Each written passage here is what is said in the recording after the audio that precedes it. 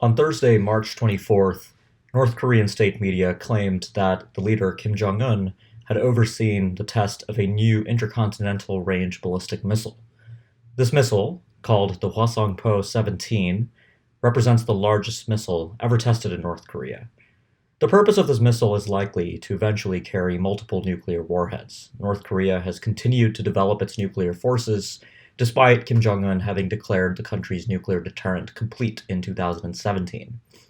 The resumption of ICBM testing puts to an end Kim Jong-un's April 2018 moratorium, before diplomacy began with the South Korean President Moon Jae-in and former US President Donald Trump. North Korea agreed to cease the testing of these kinds of missiles and nuclear weapons.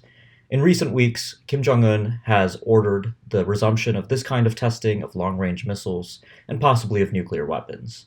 This test, I think, presages the start of a more dangerous period, generally on the Korean Peninsula.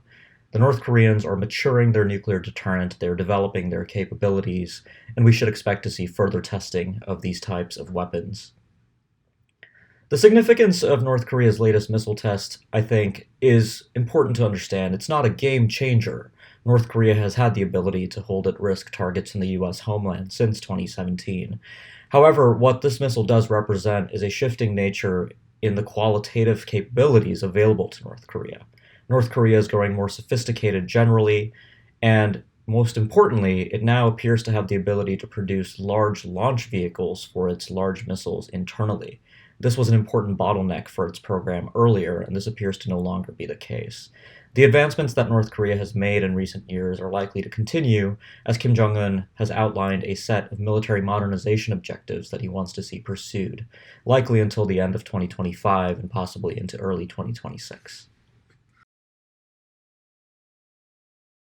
There's a fairly simple message with testing of this sort, even though the primary reason North Korea does things like this is for the development of its own capabilities.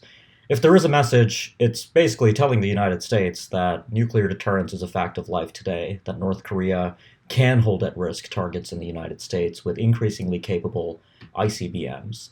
The claimed missile would represent the third ICBM ever tested successfully in North Korea, and so it represents the enhancement of North Korea's deterrent capabilities vis-à-vis the United States.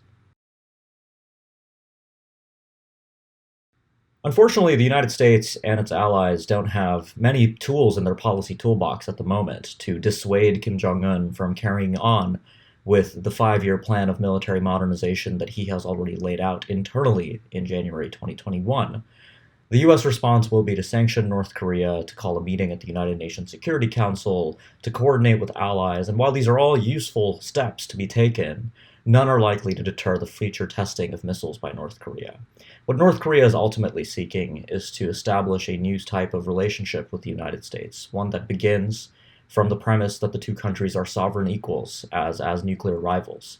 The United States has not been willing to accept this framing, and the Biden administration in particular appears to be focused primarily on containing the challenge for the moment.